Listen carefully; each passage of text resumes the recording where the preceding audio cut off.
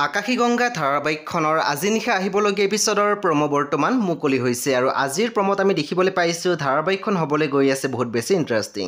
বলকচোন চাওঁ আজিৰ প্ৰমোত কি দেখিবলৈ পাইছোঁ।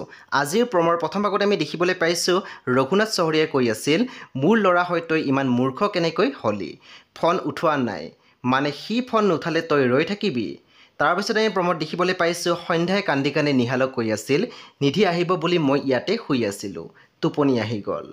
তাৰপিছত এই প্ৰমোত দেখিবলৈ পাইছোঁ অংগতে প্ৰণামীক কৈ আছিল, দেউতাই আচলতে মোক এতিয়াও সৰু হৈ থকা বুলিয়ে ভাবে।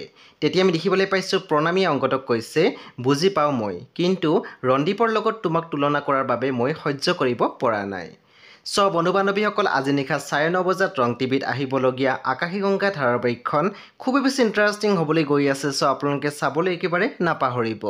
পৰৱৰ্তী আপডেটৰ বাবে আপোনালোকে আমাৰ চেনেলটো ছাবস্ক্ৰাইব কৰি কাষত থকা বেল আইকনো টিপি দিবলৈ নাপাহৰিব।